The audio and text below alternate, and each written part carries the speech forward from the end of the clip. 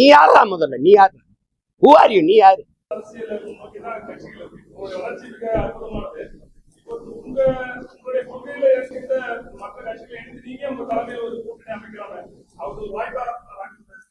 என் கொள்கையை எதிர்த்து தான் இங்க நிறைய கட்சிகள் இருக்க வழியே ஏற்று ஒரு கட்சியும் இல்லை. நீங்களே சேர்த்து விடு. நீங்க எல்லாருமே பெரியாருங்க. 3 கட்சி. நான் எங்கள் இனத்தின் முன்னோர்கள் எல்லாருமே எங்களுக்கு பெரியாருங்கிறோம். உங்களுக்கு புரியுதா? அதே ஐயா பெரியாரே எங்க தாத்தா முத்துராமலிங்க தவிர பெரியாருன்னு எழுதுறாப்ல.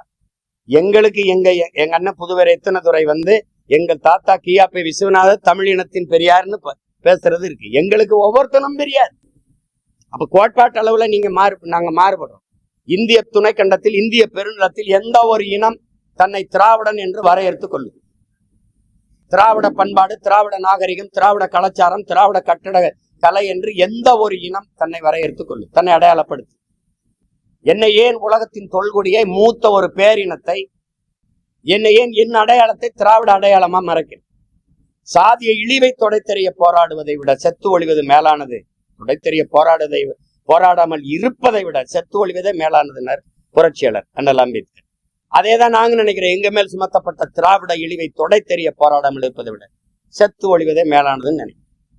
யார் என்ன எதுக்கு நீ திராவிடங்கிற? என் மொழி தமிழ், என் இன அடையாளம் தமிழர். அதுல எதுக்கு நான் மட்டும் திராவிடனா இருக்கணும்? தமிழர் என்றால் யார் யார் தமிழர்னு கேட்குறீங்க. சரி, திராவிடர் என்றால் யார் யார் திராவிடர்னா பதில் சொல்லுங்க. நான் யார் யார் தமிழர்னு சொல்லுங்க.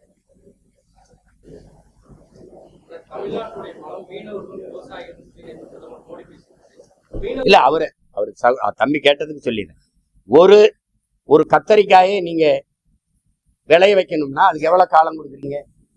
ஒரு தக்காளியை விளைய வைக்க எவ்வளவு காலம் கொடுக்குறீங்க? விதைய போட்டு வீட்டுக்கு வந்தவொடனே தக்காளி பூத்து காய்ச்சிருக்காது இல்ல. ஒரு குறைஞ்சது 60 நாள் காத்திருக்கீங்க இல்ல. அப்ப அந்த 60 நாள் கூட காத்திருக்க முடியாதவன் பலனை அனுபவிக்க முடியாது. அப்ப நீங்க ஒரு மாறுதலை விரும்புகிறவன் கொஞ்சம் காலங்களை இதுக்கு விலை கொடுத்து தான் தீரணும்.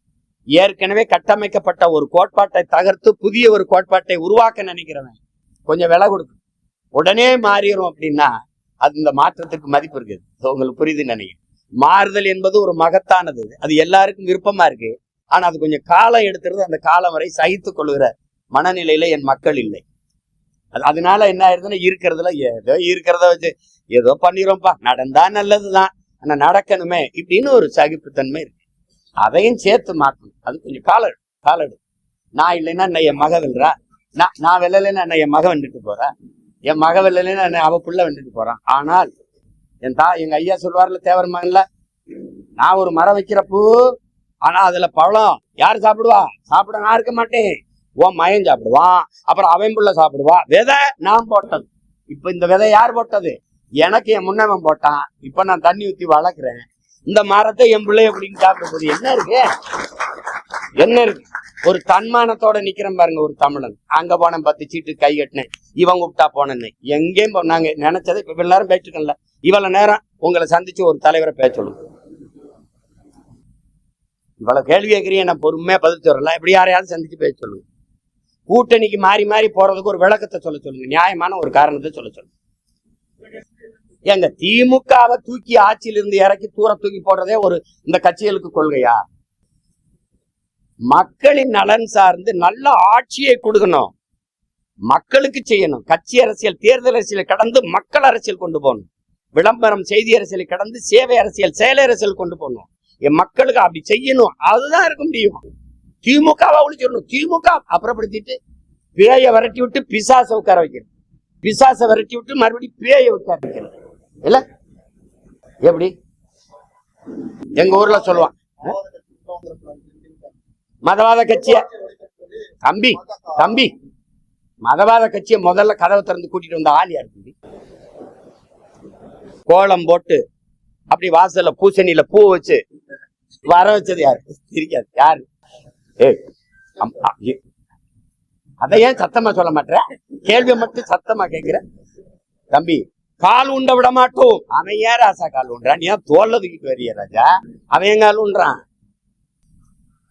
இந்த பிஜேபி எதிர்ப்பு, திராவிட இந்த திமுகவோட பிஜேபி எதிர்ப்பு, இந்த ஆரிய எதிர்ப்பு, எங்களெல்லாம் ஆரிய அறிவரடி இந்த சொல்லிடுறது, இதெல்லாம் இதெல்லாம் இவங்க பேசிட்டு இருப்பாங்க காலங்காலமா. பங்காளி பங்காளி, நாங்க தான் பகையாளி. இந்த ஐயா பாக்கியராஜ் சின்ன வீடுன்னு ஒரு படம் எடுத்திருக்காப்ல, அந்த படத்தை நீங்க சோறுட்டிய பாருங்க, இப்ப கூட தட்டி பாருங்க. அந்த அம்மாவை அந்த கல்பனாவை இப்படி கட்டி பிடிச்சுக்குவாப்ல, இப்படி இந்த அம்மாவை இந்த பக்கம் பார்க்க விட மாட்டாப்ல, இப்படி கட்டி பிடிச்சிட்டு இந்த பக்கம் சின்ன விட ஒரு அப்பாட்டி அவர் அம்மா வச்சிருப்பாப்ல, அந்த அம்மாவுக்கு பூவை கொடுத்துருப்பாப்ல. இதுக்கு பேர் என்ன தெரியுங்களா? திராவிடத்தின் ஆரிய எதிர்ப்பு. பிஜேபியை நுழைவிடாம எதிர்க்கிறது. இங்க வந்து எங்களை அப்படி மறைச்சு முகத்தங்கிட்டு பார்க்க விடாம, ஏய் பிஜேபி உள்ள வந்துரும், ஏய் ஆர்எஸ்எஸ், ஏய் பிஜேபி, ஏய் பிஜேபி பி டீம் கி டீம், இங்க சைட்ல கூப்பிட்டு இப்படி கேவலம். இத போய் பேச்சு. நீங்க ராஜ்நாத் சிங் ஐயா வந்து ஒய்எம்சிஏ மைதானத்துல ஐயா கருணாநிதி அவர்கள் பணத்தை வெளியிடும் போது 5 ஆண்டு கால பாரதிய ஜனதா ஆட்சியை நிலைக்க வச்சு நாடெங்கிலும் பாரதிய ஜனதா வேர் ஒன்றதுக்கு பரவுவதற்கு காரணமா இருந்த பெருந்தகைன்னு சொன்னாரா? காணொலி உங்களுக்கு அனுப்பிட்டா நீங்க போடுறீங்களா? இல்ல நீங்க எல்லாம் தான் ஒளிபரப்புனீங்களே. ஏதோ சும்மா சொல்லிக்கிட்டு இருப்பாங்க, தம்பி உள்ள வந்துரும். உள்ள எங்கிட்டு வரும்? நீங்க ஒரு பேச்சு, நீங்க ஈவேராவை எதிர்த்தால் ஆரிய அந்த பிஜேபி மதவாத கும்பலுக்கு வாய்ப்பு, அது வளர்ந்து வரும். எப்படி வளரும்? இந்த செடிக்கு தண்ணி ஊத்துனா இந்த செடி தான் வளரணும்னு சொல்லணும். இந்த செடிக்கு நீங்க தண்ணி ஊத்திங்க, இந்த செடி வளர்ந்துரும். சீமானுக்கு போட்டா பிஜேபி வந்துடும். எனக்கு போட்டா நான் தாண்டா வருவேன். இந்த அடிப்படை அறிவு கூட இல்ல. நம்ம வீட்டுல சுவிட்ச் போட்டா அந்த வீட்டுல எரியுங்கிறது. ஒரு கூமட்ட கூட்டத்தை வச்சுக்கிட்டு நீங்க என்ன தியாகம் பேசிட்டு எங்க எதிர்த்தாங்க? ஒரு ஈடின்னு போடுங்க, ஈடி இந்தா வர்றேன் மோடி ஓடின்னு போடுங்க. அப்புறம் போட்டு என்ன எல்லாம் தெரிஞ்சுக்கிட்டு என்னை போட்டு கேட்டு